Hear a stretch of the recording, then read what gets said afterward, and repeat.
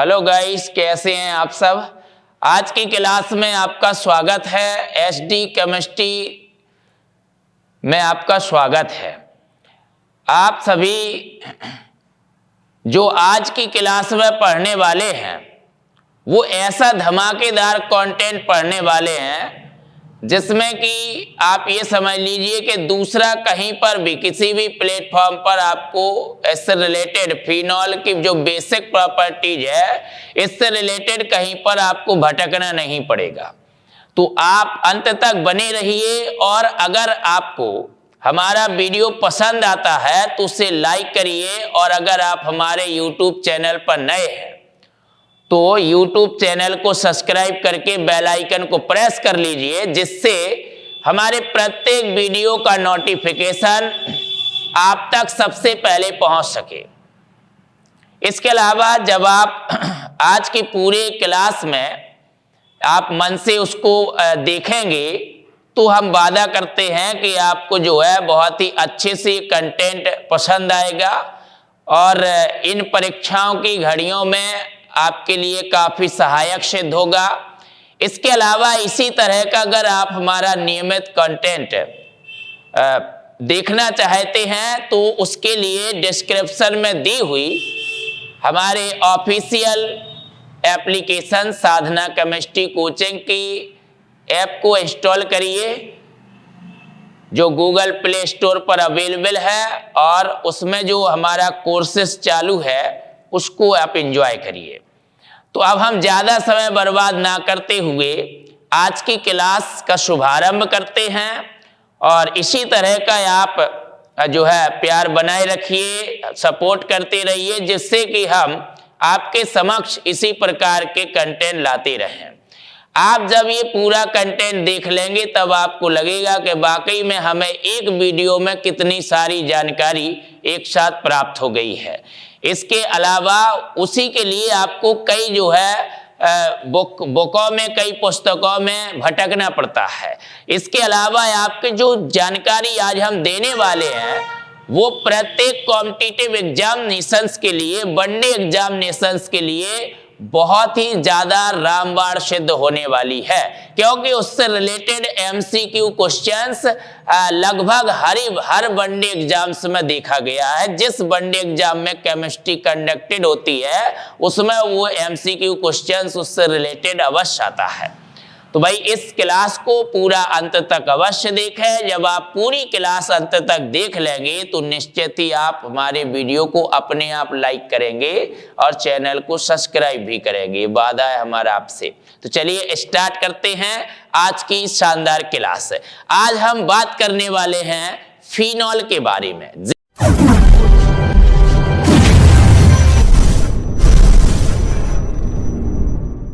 के बारे में आज हम फिनॉल के बारे में बात करने वाले हैं, उसके बेसिक। तो देखिए हम उसकी बेसिक प्रॉपर्टी जानने से पहले उसकी जो है इंडस्ट्रियल प्रिपरेशन को जानते हैं। पहले दो विधियां, तीन विधियां हैं जिससे हम जो है औद्योगिक स्तर पर फिनॉल को बनाते हैं। तो इंडस्ट्रियल प्रिपरेशन कैसे करते हैं फिनॉल का। देखिए जब बेंजीन की रिंग में, बेंजीन जो कि एरोमेटिक है, बेंजीन की रिंग में जब आपका फिनोलिक ग्रुप मतलब के OH समूह जुड़ जाता है तो आप उसे फिनॉल कहते हैं, राइट। अब इस फिनॉल को आप किस तरह से तैयार करते हो, प्रिपेयर करते हो औद्योगिक स्तर पर, इंडस्ट्रियल प्रिपरेशन क्या है, उसके लिए आपको दो तीन विधियां हैं जो ध्यान देना है। फ्रॉम क्यूमीन, क्यूमीन से मतलब आप क्यूमीन से कैसे प्राप्त करते हैं फिनॉल को, राइट। तो देखिए सबसे पहले आप जो बेंजीन है, बेंजीन की रिएक्शन प्रोपलीन से कराते हैं। CH3 bond CH double bond CH2, propylene, propylene जिसे आप प्रोपीन भी कहते हैं, प्रोपीन या प्रोपलीन के साथ आप ये रिएक्शन कराते हैं। ये रिएक्शन आप एल्यूमिनियम क्लोराइड AlCl3 की उपस्थिति में करा सकते हो, ठीक है, या फिर आप ये रिएक्शन H3PO4 की उपस्थिति में करा सकते हो। जब आप ये रिएक्शन कराते हैं तो ये जाके एल्किलीकरण रिएक्शन हो जाती है और यहाँ पर बेंजीन के रिंग पर ये आइसोप्रोपाइल जुड़ जाता है। इस तरीके से CH3 CH इतना समूह जो है बेंजीन रिंग पर जुड़ जाता है। इसको आप आइसोप्रोपाइल बेंजीन कहते हैं।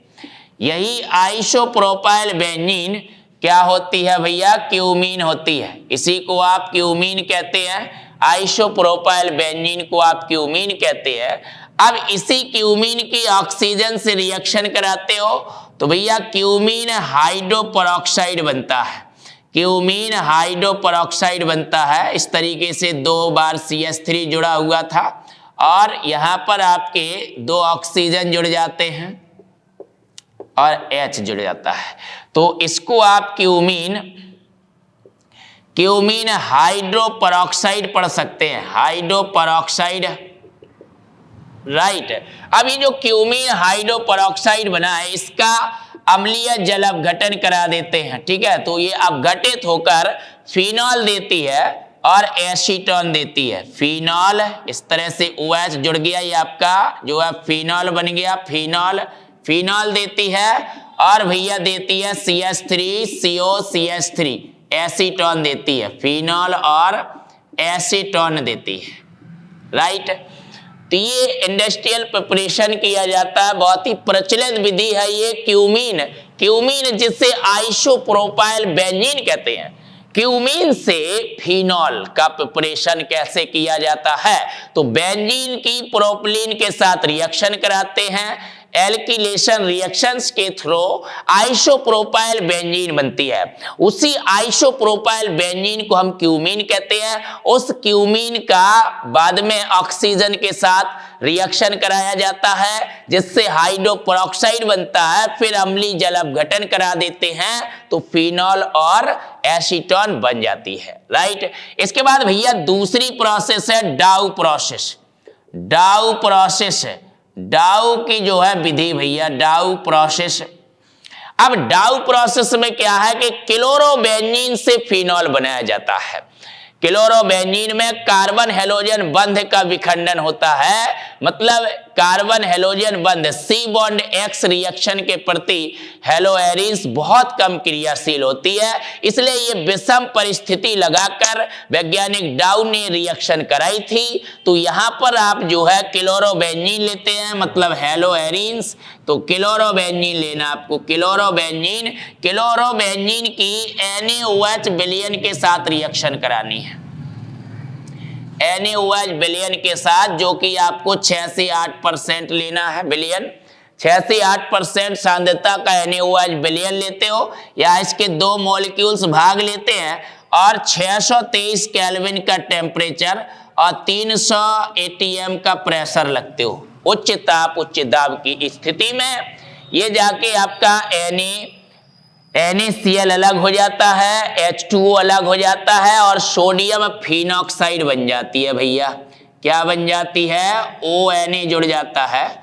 बेंजीन की रिंग पर इस तरह से O नेगेटिव Na पॉजिटिव जुड़ जाता है जिसे आप पढ़ते हैं सोडियम फिनॉक्साइड। तो सोडियम फिनॉक्साइड बन जाता है, प्लस अलग हो जाता है भैया NaCl और H2O अलग हो जाता है, राइट।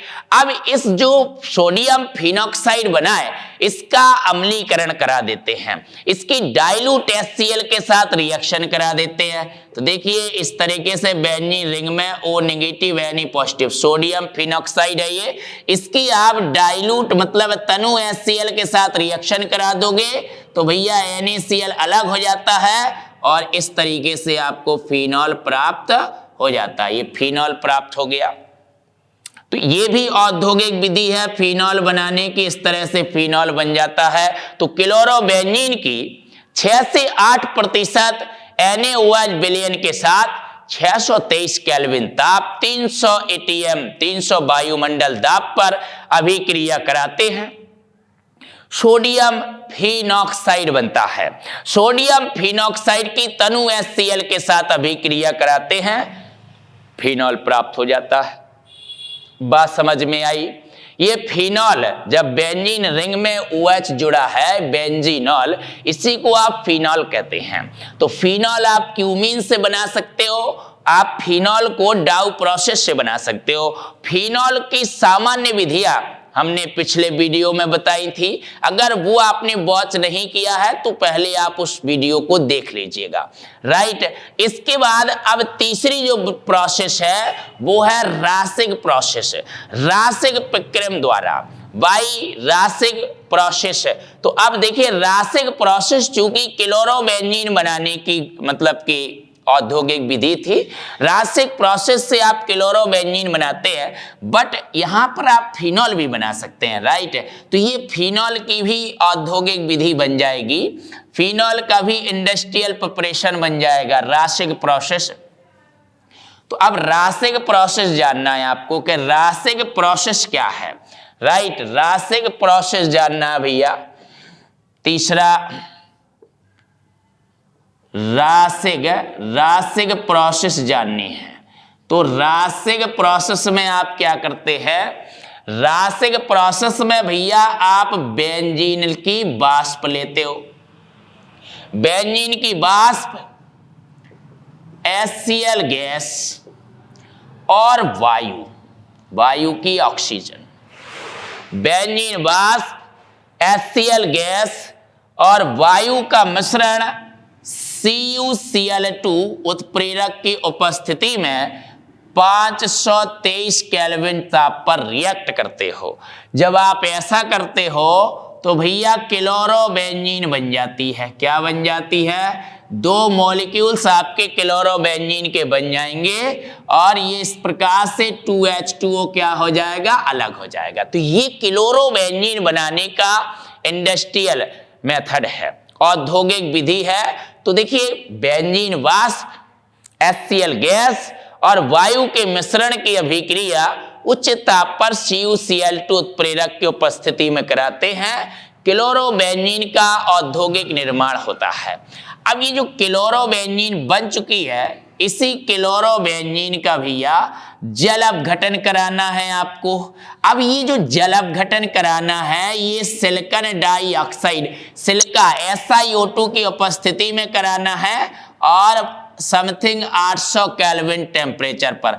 ऐसा करने से क्या होता है, क्लोरोबेंजीन जल अपघटित होकर भैया फिनॉल दे देती है। तो इस तरीके से ये फिनॉल बनाने की औद्योगिक विधि भी मानी जाती है। तो आज की क्लास में हम फिनॉल की बेसिक प्रॉपर्टीज के बारे में अध्ययन करने वाले थे, है ना। तो फिनॉल की इंडस्ट्रियल प्रिपरेशन को हमने जाना शॉर्ट में कि हम क्यूमीन से फिनॉल बना सकते हैं, डाउ प्रोसेस से फिनॉल बना सकते हैं और हम भैया रासिक प्रोसेस से फिनॉल बना सकते हैं, राइट। अब हम बात करने वाले हैं उसके बेसिक प्रॉपर्टीज के बारे में, फिनॉल की प्रॉपर्टीज के बारे में बात करने वाले हैं। तो देखिए जो फिनॉल होता है वो देखिए रंगहीन, आपका मतलब कि शुद्ध जो फिनॉल है वो रंगहीन है,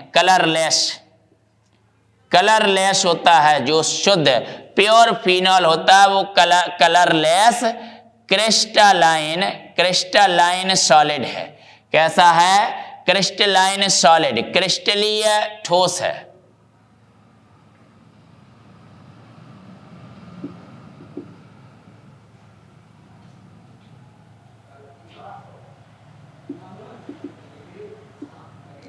क्रिस्टलाइन सॉलिड। तो शुद्ध फिनॉल क्रिस्टलीय ठोस होता है, शुद्ध फिनॉल क्रिस्टलीय ठोस होता है और इसमें मतलब कलर नहीं होता, रंगहीन होता है और जो इसमें स्मेल है वो विशेष प्रकार की फिनॉलिक गंध होती है। अब इसका जो मेल्टिंग पॉइंट होता है, मेल्टिंग पॉइंट यानी गलनांक होता है इसका 40.5 डिग्री सी, यानी कि आप लिख सकते हैं 41 डिग्री सेंटीग्रेड। ये इसका क्या होता है? मेल्टिंग पॉइंट होता है, गलनांक होता है, ठीक है। और इसका जो बॉइलिंग पॉइंट होता है BP, बॉइलिंग पॉइंट, अब जो इसका बॉइलिंग पॉइंट होता है वो होता है 181.7 डिग्री सी, है ना, या आप इसको लिख सकते हैं 182 डिग्री सेंटीग्रेड। ये इसका क्या होता है भैया? बॉइलिंग पॉइंट होता है। एक विषैला पदार्थ है, त्वचा के संपर्क समय आने पर फफोले डाल देता है, राइट। अब ये जो वायु में रखे रखे क्या हो जाता है भैया, गुलाबी रंग का हो जाता है, गुलाबी लाल भूरे रंग का हो जाता है। शुद्ध जो फिनॉल है वो क्रिस्टलाइन होता है, ठीक है। अब लिक्विड फिनॉल की बात करें, लिक्विड फिनॉल भी होता है ना, लिक्विड फिनॉल, फिनॉल में विशेष प्रकार की फिनॉलिक गंध पाई जाती है। शुद्ध फिनॉल रंगहीन क्रिस्टलीय ठोस होता है या फिर रंगहीन द्रव होता है। अब जो द्रव फिनॉल होता है उसमें 90% भैया फिनॉल होता है। इसके अलावा उसमें 10% वाटर होता है, H2 होता है। तो इस तरह से ये आपका लिक्विड फिनॉल भी होता है, लेकिन रंगहीन होता है, कलरलेस रखा रहता है। ये तो सूर्य के प्रकाश और वायु के प्रभाव से इसमें लाल भूरा रंग या गुलाबी रंग अपीयर हो जाता है। अब ऐसा क्यों होता है, क्योंकि भैया फिनॉल का ऑक्सीडेशन हो जाता है, फिनॉल का वायुमंडलीय ऑक्सीजन से ऑक्सीडेशन हो जाता है। इस तरह से आपका जो है फिनॉल है, फिनॉल मतलब बेंजीन की रिंग में OH जुड़ा हुआ है और वायुमंडलीय ऑक्सीजन से इसका ऑक्सीडेशन हो जाएगा। जब इसका ऑक्सीडेशन होता है तो इस ऐसे केस में भैया बेंजोक्विनोन बन जाता है। ये पैरा बेंजोक्विनोन बन जाता है, ठीक है, पैरा बेंजोक्विनोन बन जाता है।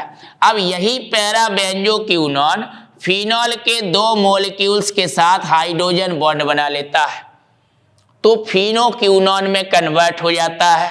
तो यही आपका जो पैरा बेंजोक्विनोन है ये काय में बदल जाता है भैया, ये बदल जाता है फिनोक्विनोन में।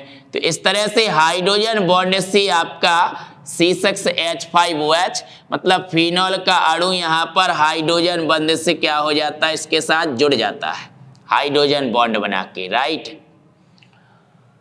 तो ये आपका पैरा बेंजोक्विनोन था और ये आपका फिनोक्विनोन में बदल गया, फिनोक्विनोन में कन्वर्ट हो चुका है, राइट। इस वजह से इसमें लाल गुलाबी रंग आ जाता है। तो शुद्ध फिनॉल रंगहीन क्रिस्टलीय, इसमें सुई की आकृति के क्रिस्टल होते हैं, क्रिस्टलीय ठोस होता है या फिर द्रव होता है।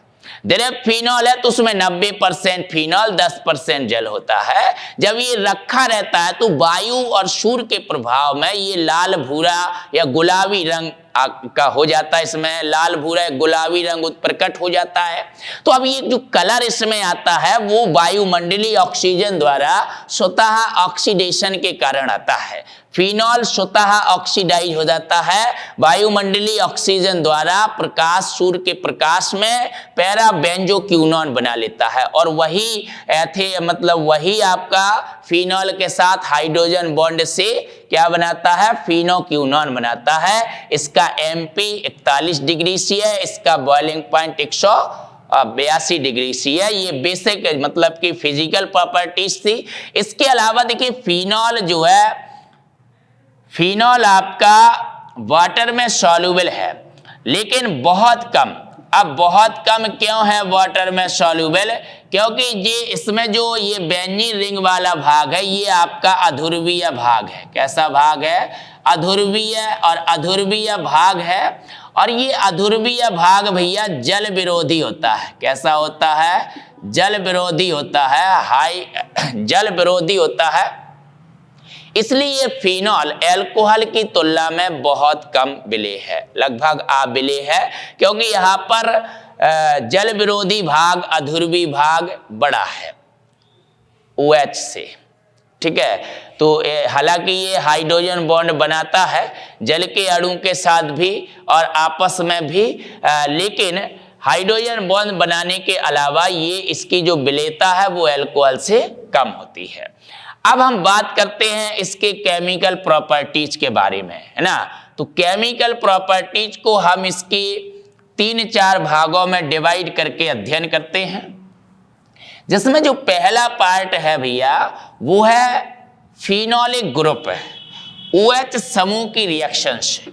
तो फिनोलिक ग्रुप OH समूह की अभिक्रियाएं, तो फिनोलिक ग्रुप OH समूह की जो अभिक्रियाएं हैं उसी में हमें जो पहली रिएक्शंस है, जिसके लिए ये हम वीडियो लेक्चर आपके लिए लाए हैं, जो आपके प्रत्येक वनडे एग्जाम में सहायक होगा, जहां से MCQ क्वेश्चंस बहुत ज्यादा पूछे जाते हैं, मल्टीपल क्वेश्चंस बहुत ज्यादा पूछे जाते हैं। तो ऐसी जो आपको जानकारी मिलने वाली है वो पहली प्रॉपर्टीज एसिडिक नेचर से मिलने वाली है कि जो फिनॉल में एसिडिक नेचर है वो किस तरह का एसिडिक नेचर है, ऑर्डर ऑफ एसिडिक स्ट्रेंथ है, फिनॉल्स और उसके डेरिवेटिव्स के ऑर्डर ऑफ एसिडिक स्ट्रेंथ क्या है, ये जानकारी मिलेगी भैया।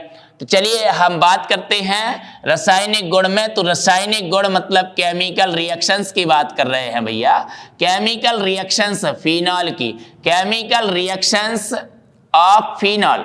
तो फिनॉल की जब केमिकल रिएक्शंस पर बात करेंगे तो सबसे पहले नंबर पर जो इसकी रिएक्शंस आएगी वो आएगी भैया OH, reactions of OH group, OH group, OH समूह की अभिक्रियाएं, OH समूह की अभिक्रियाएं, OH समूह क्या है भैया, फिनोलिक ग्रुप। फिनोलिक ग्रुप की रिएक्शंस आपको पढ़नी है, सबसे पहले फिनोलिक ग्रुप की रिएक्शंस पढ़नी है। और फिनोलिक ग्रुप की रिएक्शंस में आपको सबसे पहले पढ़ना है एसिडिक नेचर। क्या पढ़ना है, एसिडिक नेचर पढ़ना है of phenol, acidic nature of phenol मतलब अम्लीय प्रकृति। क्या पढ़ना है भैया, अम्लीय प्रकृति पढ़नी है, फिनॉल की अम्लीय प्रकृति, एसिडिक नेचर। देखिए एल्कोहल भी अम्ल था, जब हम उसमें सोडियम का टुकड़ा डालते थे तो हाइड्रोजन के बुलबुले निकलते थे। फिनॉल भी अम्ल है, जब हम उसमें सोडियम का टुकड़ा डालते हैं हाइड्रोजन के बबल्स निकलते हैं। तो भैया दोनों सोडियम टेस्ट देते हैं, इससे सिद्ध होता है कि अम्ल है। इसके अलावा फिनॉल परवल क्षार, कास्टिक क्षार NaOH और KOH के साथ भी रिएक्शन करता है और फिनॉक्साइड बनाता है, सोडियम या पोटेशियम फिनॉक्साइड या सोडियम या पोटेशियम फिनेट बनाता है। इससे ये बात सिद्ध होती है कि भैया जो एल्कोहल थे वो तो इन क्षारों से रिएक्शन कर नहीं पाते थे, फिनॉल रिएक्शन करता है। तो फिनॉल भैया एल्कोहल से प्रबल अम्ल है, ये बात ध्यान रखिए। एल्कोहल लिटमस टेस्ट नहीं देते थे, एल्कोहल लिटमस पेपर के प्रति उदासीन थे। एल्कोहल जल से दुर्बल अम्ल होते हैं, लेकिन फिनॉल जल से प्रबल अम्ल होता है, कार्बोक्सिलिक अम्ल से दुर्बल अम्ल होता है। फिनॉल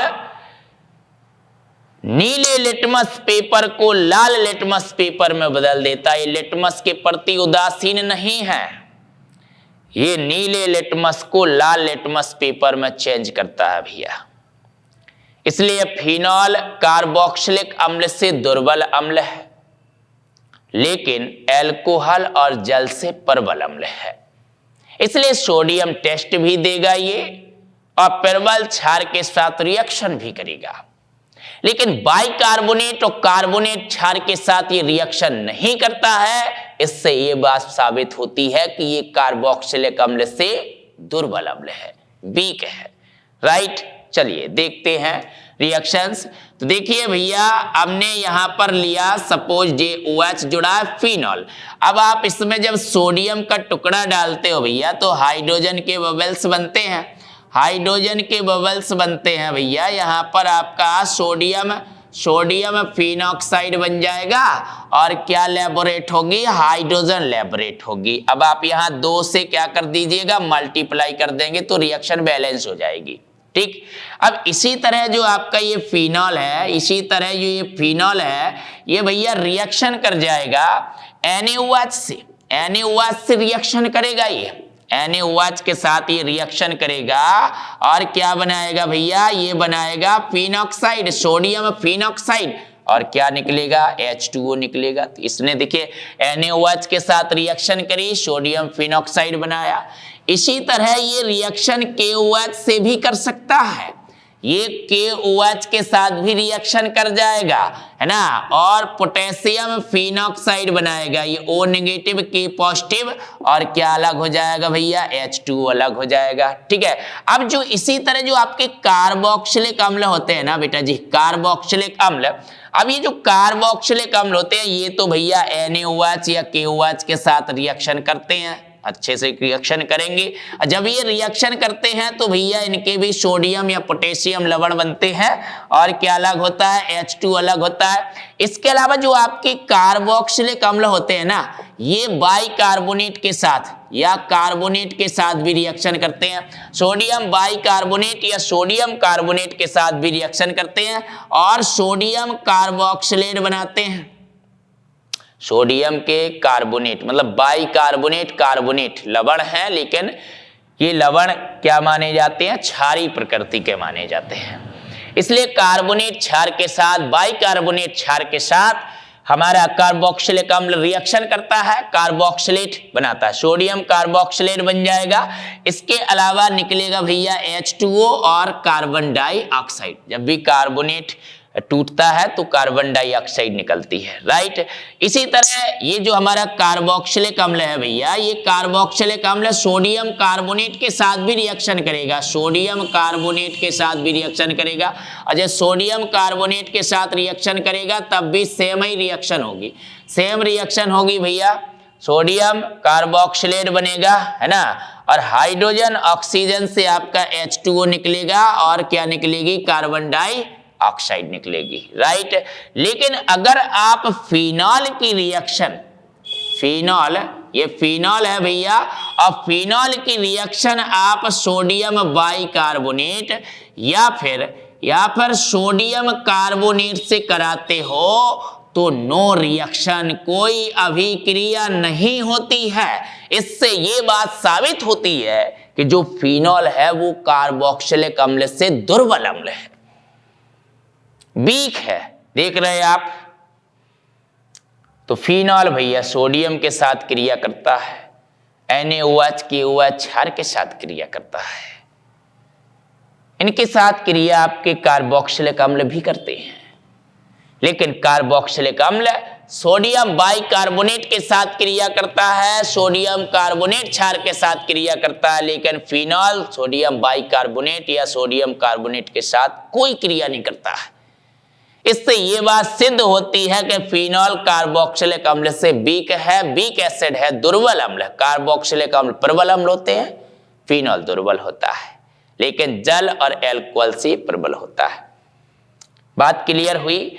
लेकिन एक चीज और है, अगर आप फिनॉक्साइड लेते हैं, सोडियम फिनॉक्साइड या पोटेशियम फिनॉक्साइड लेते हैं, सोडियम फिनॉक्साइड और पोटेशियम, और उसका कार्बोनेशन करा देते हैं, मतलब कार्बन डाइऑक्साइड और H2O के साथ रिएक्शन करा देते हो ना, तो आपका जो है कार्बोनेट अलग हो जाएगा।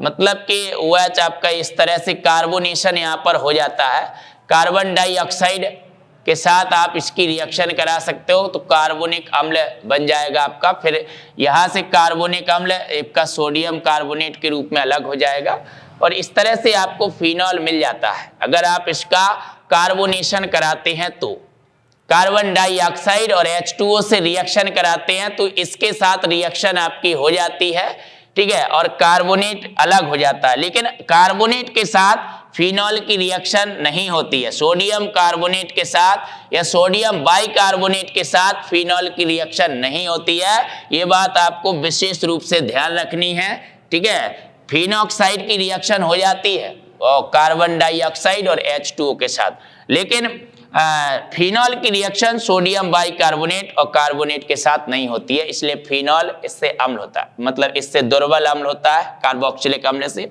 अब यहाँ पर आपके ऑर्डर आ जाते हैं, ऑर्डर ऑफ एसिडिक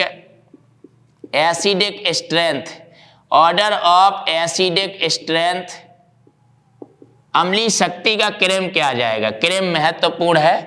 तो देखिए सबसे ज्यादा जो प्रबल अम्ल है वो होगा कार्बोक्सिलिक अम्ल, फिर उससे कम जो अम्ल होगा वो होगा आपका कार्बोनिक अम्ल। कार्बोनिक अम्ल कार्बन डाइऑक्साइड का विलयन, ठीक है, H2CO3 कार्बोनिक अम्ल। सबसे प्रबल अम्ल कार्बोक्सिलिक अम्ल, उससे दुर्बल अम्ल कार्बोनिक अम्ल। इसके बाद फिर नंबर आता है भैया फिनॉल का, और फिर नंबर आता है भैया जल का, और फिर नंबर आता है भैया एल्कोहल का, राइट। तो एल्कोहल जल से दुर्बल अम्ल होते हैं और जल भी फिनॉल से दुर्बल अम्ल है। फिनॉल, एल्कोहल और जल दोनों से प्रबल अम्ल है, लेकिन कार्बोनिक अम्ल और कार्बोक्सिलिक अम्ल से दुर्बल अम्ल है। समझ में आई इतनी बात? अब इतनी बात समझ में आ गई है तो अब इसका रीजन, अब बात आती है रीजन की कि भैया चलिए आपने कहा और हमने मान लिया, आपने कहा और हमने मान लिया, ऐसा है क्या? उसका कोई फैक्ट तो होना चाहिए। ऐसा तो नहीं है कि हमने कहा या आपने कहा और हमने मान लिया या आपने मान लिया, तो ऐसा नहीं है। यहाँ पर कोई रीजन होना चाहिए, कोई ऑथेंटिक रीजन होना चाहिए, जिससे कि हमें ये क्लियरली बात हमेशा ध्यान रहे कि भैया ये जल या एल्कोहल से प्रबल क्यों है। तो यहाँ पर दो रीजन हैं। चलिए दो रीजन है यहाँ पर। पहला रीजन है भैया रेजोनेंस। रेजोनेंस, रेजोनेंस यानी अनुनाद। तो जो फिनॉल होता है, देखिए फिनॉल जो है, फिनॉल, अब फिनॉल में जो ये OH समूह जुड़ा है, ये OH समूह क्या करता है? ये OH समूह भैया प्लस R या प्लस M इफेक्ट दर्शाता है।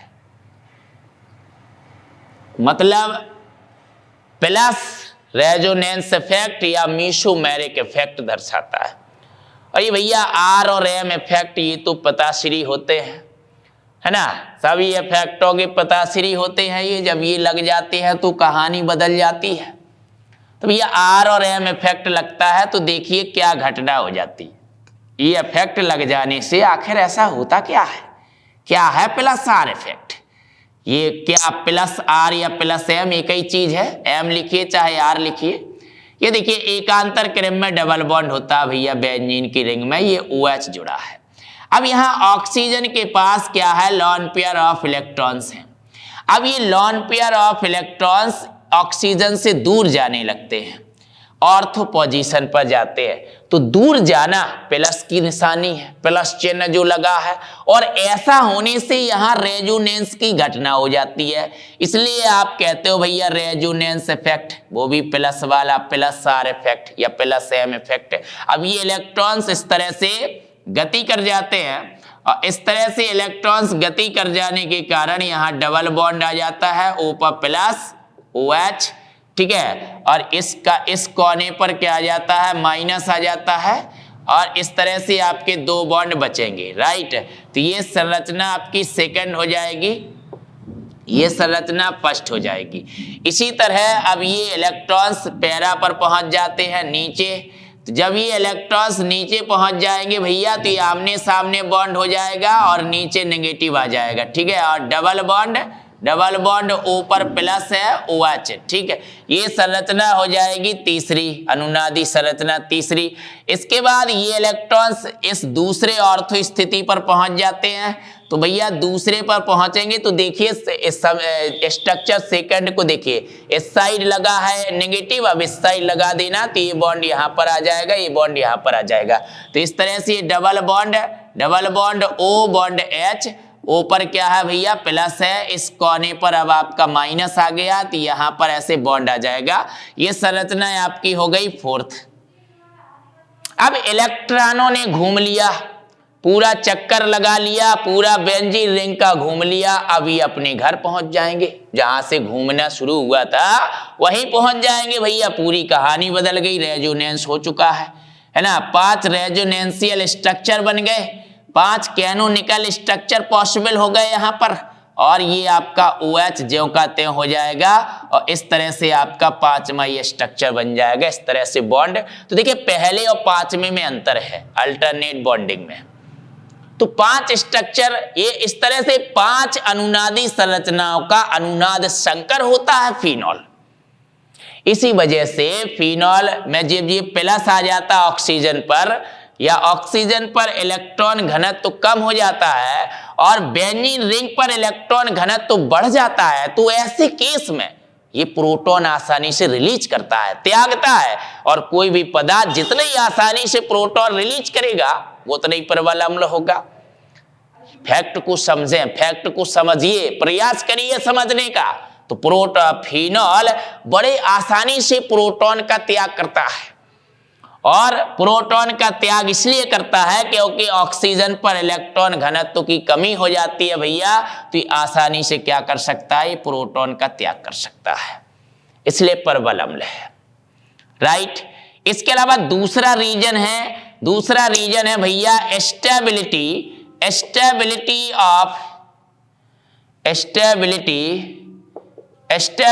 Of phenoxide ion. फिनॉक्साइड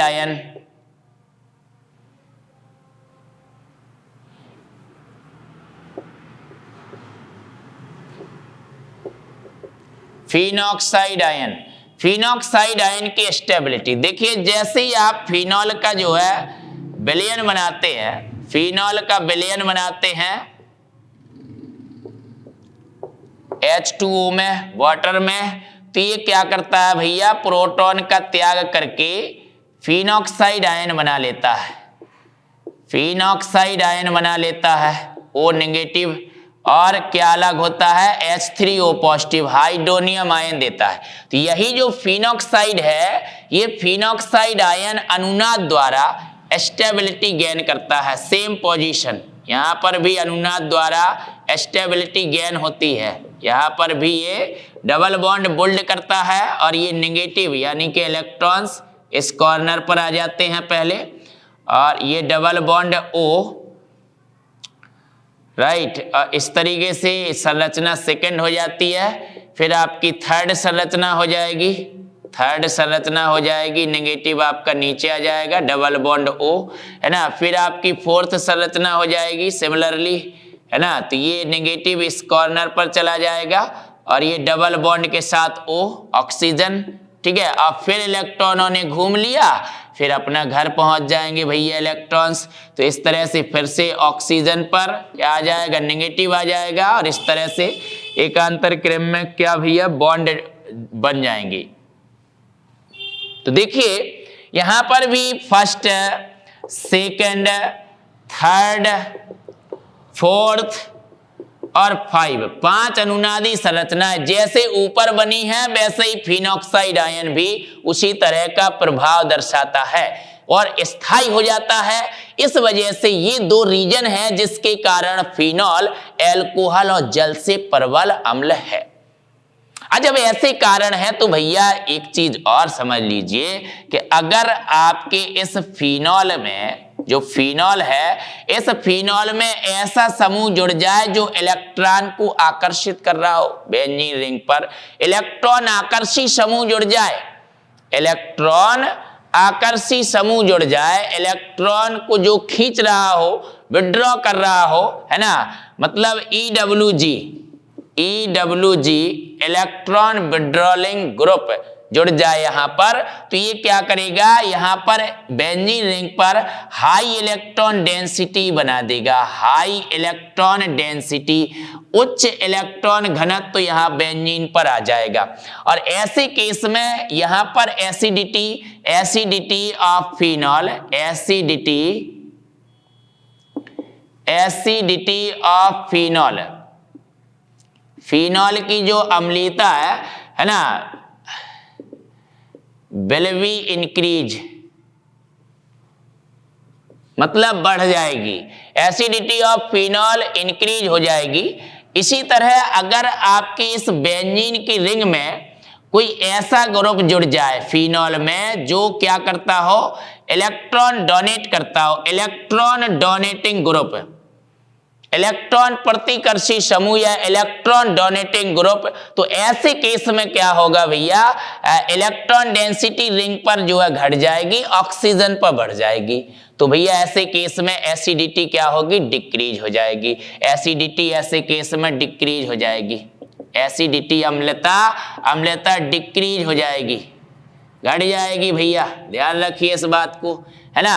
अब आपके EWG या EDG क्या है, मतलब इलेक्ट्रॉन आकर्षी समूह कौन कौन से हैं और इलेक्ट्रॉन प्रतिकर्षी समूह कौन कौन से हैं, ये बात अच्छे से ध्यान रख लीजिए और हाँ इसको नोट डाउन जरूर कर लीजिए या फिर स्क्रीनशॉट ले लीजिए, जिससे क्या है, जिससे आप जो है आसानी से इसको सीख सकें। ये हर वनडे एग्जाम्स में आपके लिए सहायक है, राइट। तो अब देखिए, अब आपने जैसे जो आपने इलेक्ट्रॉन विड्रॉलिंग ग्रुप की बात की है या इलेक्ट्रॉन आकर्षी ग्रुप की बात की है, तो वो इलेक्ट्रॉन आकर्षी ग्रुप कौन कौन से आपके, जैसे NO2, जैसे CHO, ठीक है, जैसे CN, जैसे COR, जैसे COOR, ETC। ये जो ग्रुप है आपके भैया, ये जो ग्रुप है ये इलेक्ट्रॉन्स को क्या करते हैं, अपनी तरफ खींचते हैं। इलेक्ट्रॉन अट्रैक्टिव ग्रुप है ये, इलेक्ट्रॉन अट्रैक्टिव ग्रुप इलेक्ट्रॉन्स को अपनी ओर खींचते हैं। अब इलेक्ट्रॉन्स को अपनी ओर खींचने का मतलब -I इफेक्ट या -R इफेक्ट दर्शाते हैं।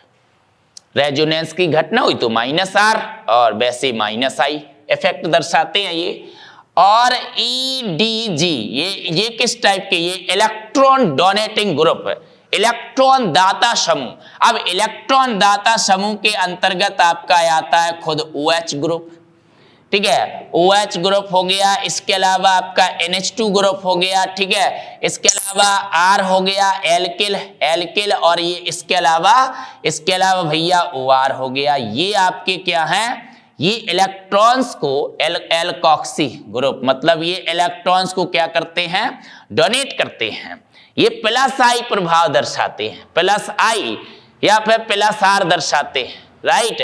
तो अगर ये ग्रुप में जुड़े, ये फिनॉल में बेंजीन रिंग पर जुड़ते हैं तो अम्लीता घटती है, और अगर ऊपर वाले जुड़ते हैं तो भैया अम्लीता बढ़ती है, राइट।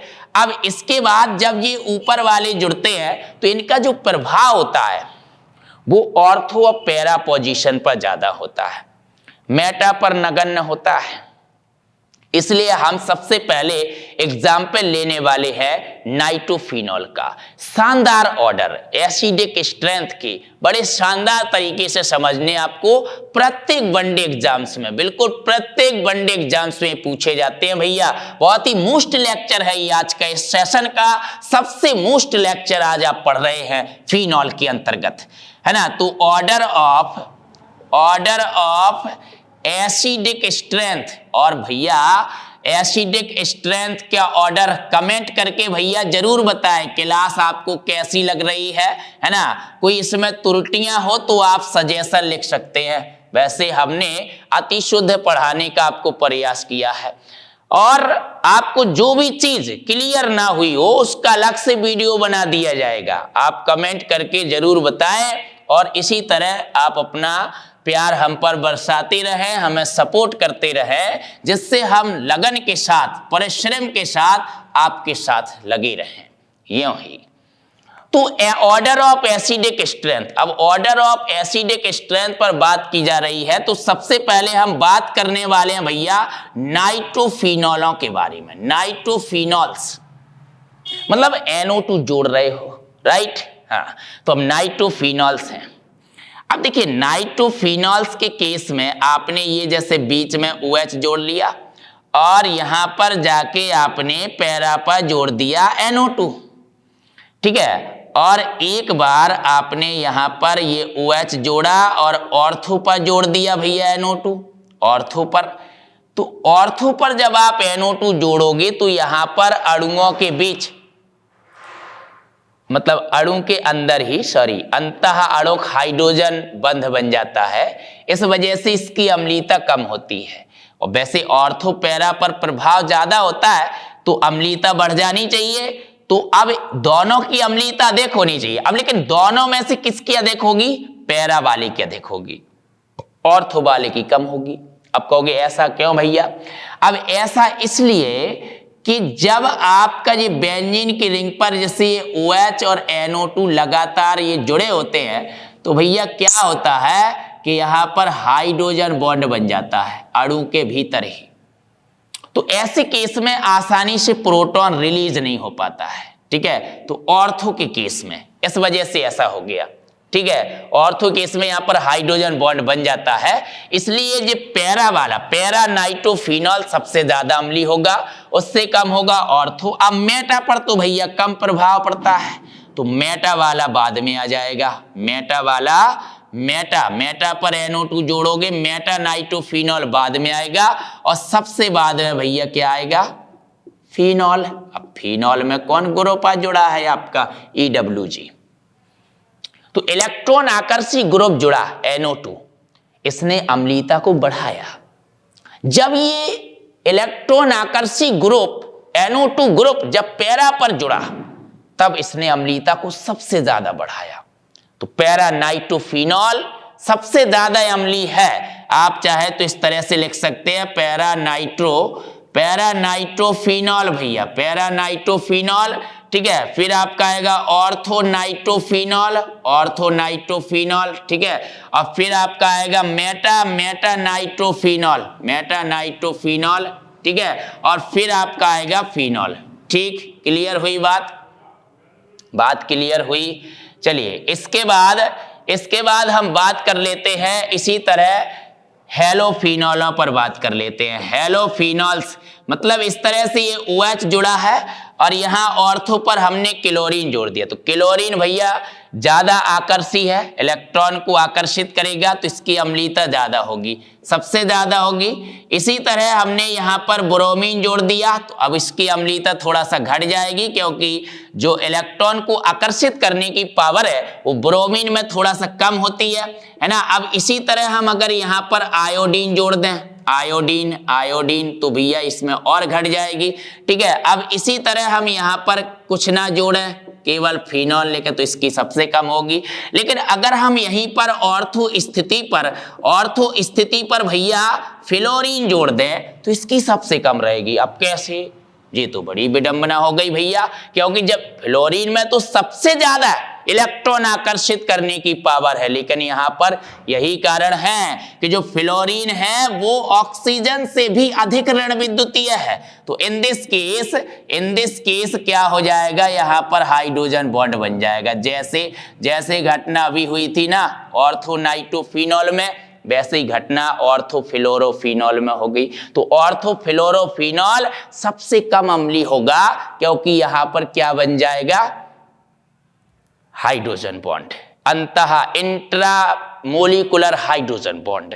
इस वजह से अम्लीयता इनकी घट रही है, विशेष गौर करना है कारण सहित, ठीक है। इसके बाद अब जो आपके इलेक्ट्रॉन आकर्षी समूह है इनकी जैसे दूरी बढ़ती है, एक जैसे समूह दूरी बढ़ती है तो प्रभाव थोड़ा सा घटता है हेलोजन के केस में।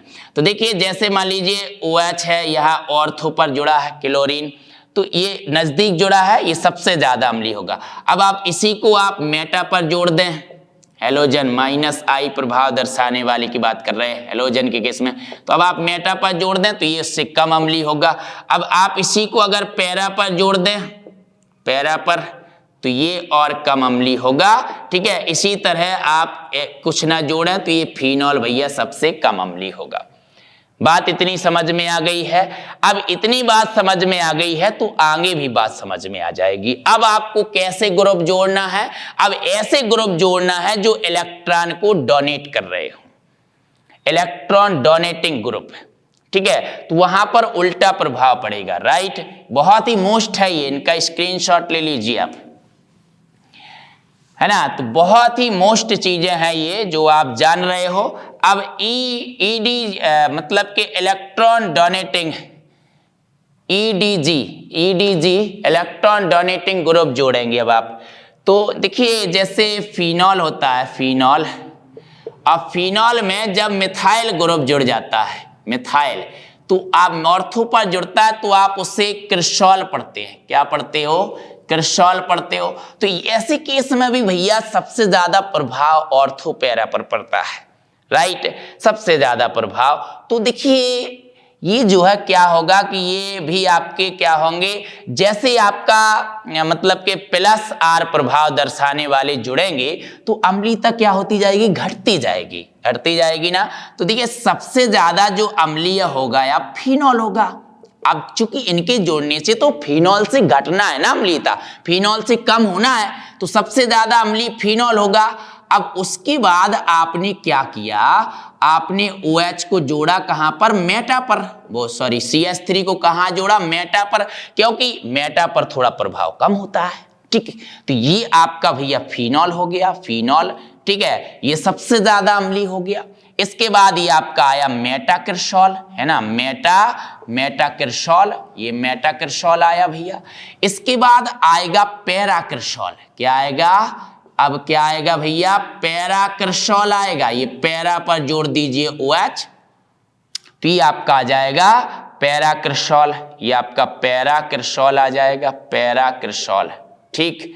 और इसके बाद जब ये पैराक्रिस्टॉल आ गया है तो अब इसके बाद क्या आ जाएगा भैया? इस सॉरी CH3 है यहाँ पर, पैरा पर CH3, पैराक्रिस्टॉल।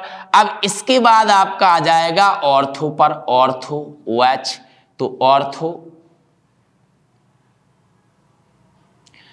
ऑर्थो पर आपको जो है जोड़ देना है ये CH3, तो ये आपका आ जाएगा ऑर्थोक्रिस्टॉल, राइट, ऑर्थोक्रिस्टॉल आ जाएगा।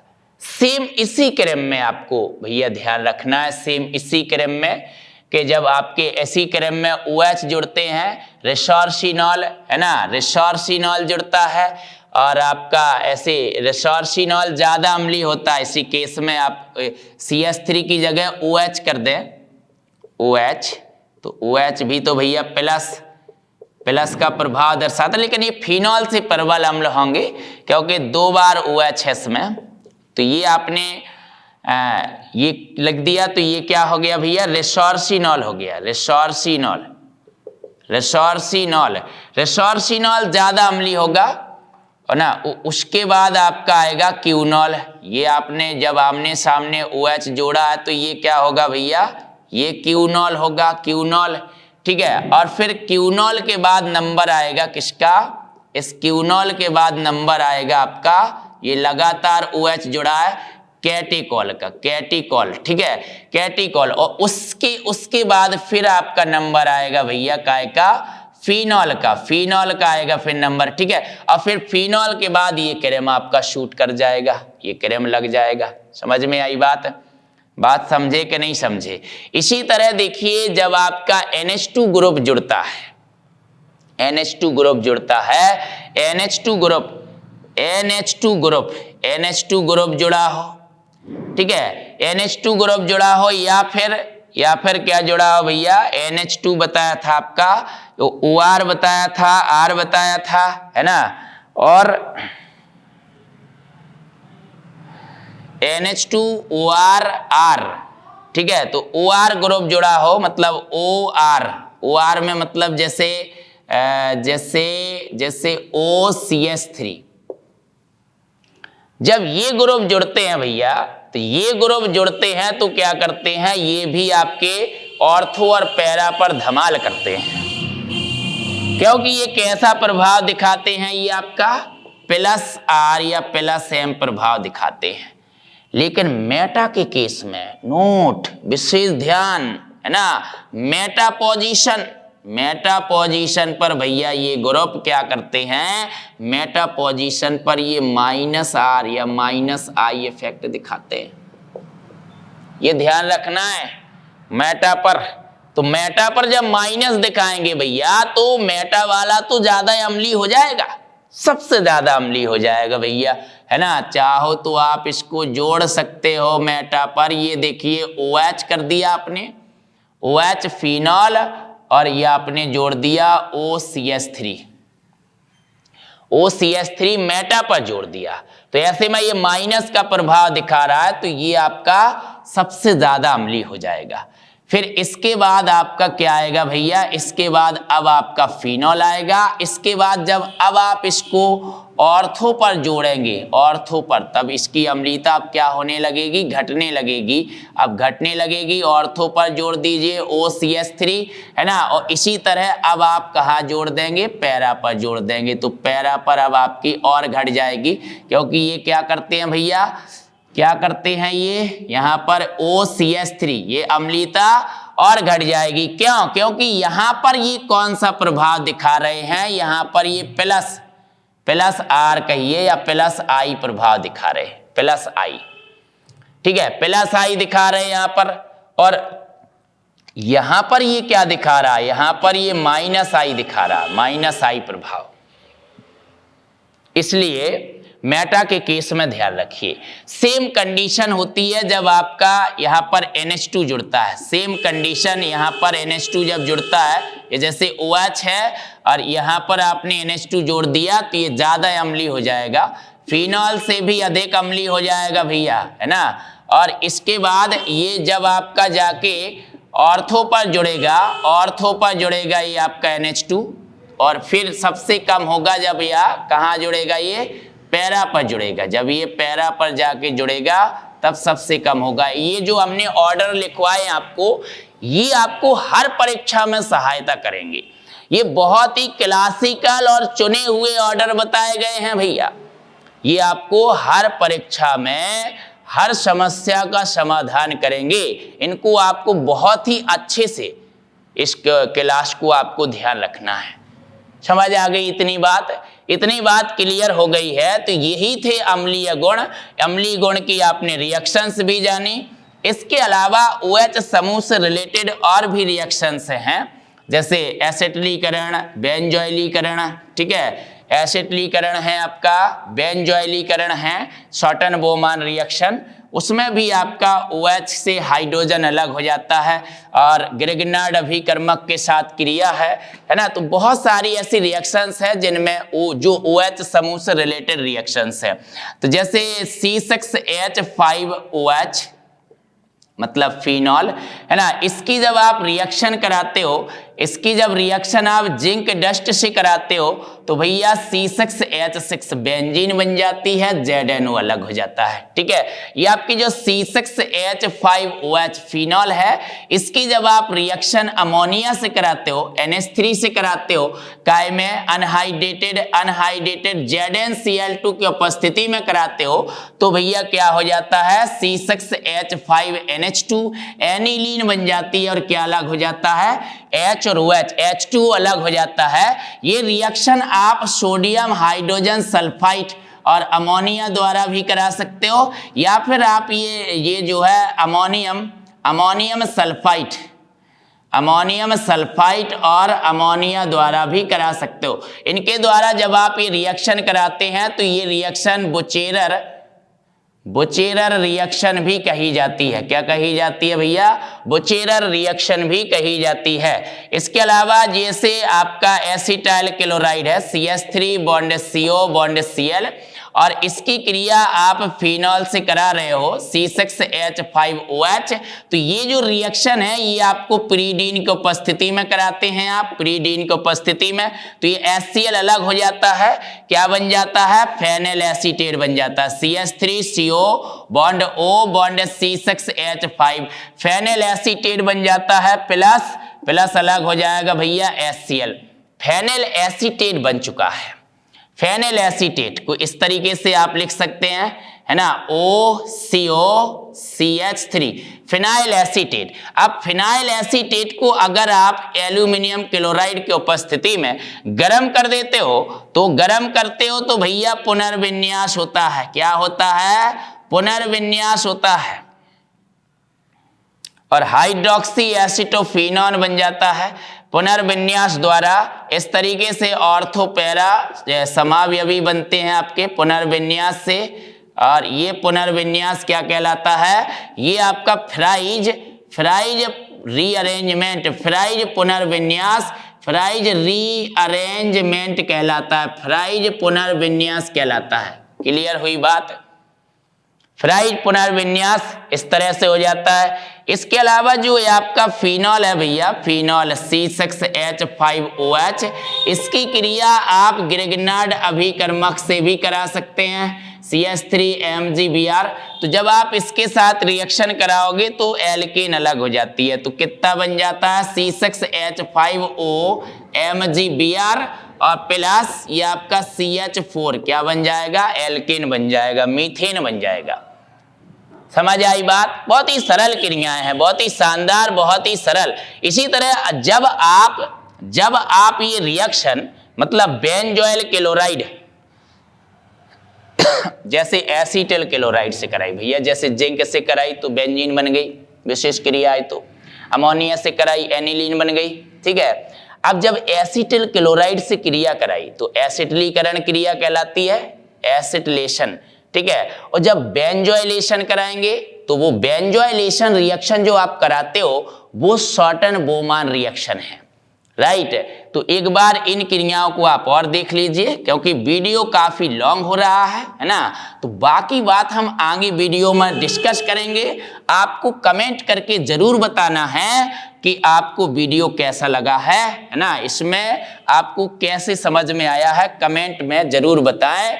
और अब तो भैया कहने की जरूरत ही नहीं है, अब अगर आपने यहाँ तक वीडियो देख लिया है तो अब आपका मन नहीं मानेगा कि इसको लाइक करने के लिए और चैनल को सब्सक्राइब करने की कहने की बिल्कुल आवश्यकता नहीं है ना। अगर आपने पूरा वीडियो देखा है बिना स्किप किए हुए तो अब हमें बिल्कुल कहने की जरूरत नहीं है। अब आप अपने दिल पर हाथ रख के अपने दिल की सुनिए, है ना, जो आपका दिल कहे वो करिए आप। तो देखिए जैसे CH3 bond CO bond Cl, acetyl chloride, ठीक। एसिटाइल क्लोराइड से अभी हमने आपकी क्रिया दिखाई कि जब आप फिनॉल के साथ रिएक्शन कराते हैं तो यहाँ पर आपको पिरीडीन की उपस्थिति लेनी पड़ती है। पिरीडीन की उपस्थिति में ये आपका बन जाता है फेनिल एसीटेट, ठीक है, फेनिल एसीटेट बन जाता है। और भैया HCl अलग हो गई, इसी में फ्राइज पुनर्विन्यास कराया, फेनिल एसीटेट बन गया।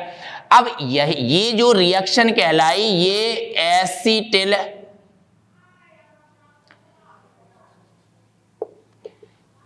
एसिटिलेशन कहलाती है, एसिटिलेशन रिएक्शन, ठीक है। और अब आप बेंजोइलेशन रिएक्शन कराएंगे तो बेंजोइलेशन रिएक्शन में आपको यहाँ पर बेंजोइल क्लोराइड लेना, C6H5COCl, बेंजोइल क्लोराइड, ठीक है। और इसकी क्रिया आपको फिनॉल के साथ करा देनी है, फिनॉल के साथ। अब ये जो क्रिया आपको करानी है ये NaOH, एक्वस NaOH के साथ कराते हैं तो HCl अलग हो जाता है और ये बन जाता है C6H5CO बॉन्ड OC6H5, मतलब फेनिल बेंजोएट बन जाता है, HCl अलग हो जाता है। इस क्रिया का नाम है शॉर्टन बोमान रिएक्शन, इसी को आप फेनिल बेंजोएट कहते हैं, ठीक है। तो इस क्रिया को आप शॉर्टन बोमान रिएक्शन कहते हैं। इस फेनिल बेंजोएट में भी क्या होता है, फ्राइज पुनर्विन्यास हो जाता है, राइट। इसी तरह OH समूह के लिए आप PCl3 PCl5 के साथ भी रिएक्शन इसकी करा सकते हो। तो अब बाकी रिएक्शंस बहुत ही अभी चुनी हुई राइमर टीमैन है, कॉल्विस स्मिथ है ना, बहुत सारी अच्छी रिएक्शंस है फिनॉल के अंतर्गत। तो उनको आप नेक्स्ट वीडियो में पढ़ेंगे और साथ ही आप कमेंट करके बताएं कि भाई आप क्या चीज पढ़ना चाहते हो, कौन सी रिएक्शंस आपको नहीं समझ आती है या अन्य यूट्यूबर्स के कंटेंट देखने पर आप उसको ठीक से समझ नहीं पाए हो, तो आप उसको कमेंट करके हमें जरूर बताएं, ठीक है। तो आज की क्लास आपको कैसी लगी, सबको प्यार भरा नमस्कार। और इसी के साथ हम मिलते हैं आपको नई क्लास में नई ऊर्जा नए जोश के साथ। धन्यवाद। Have a nice day. Thank you very much.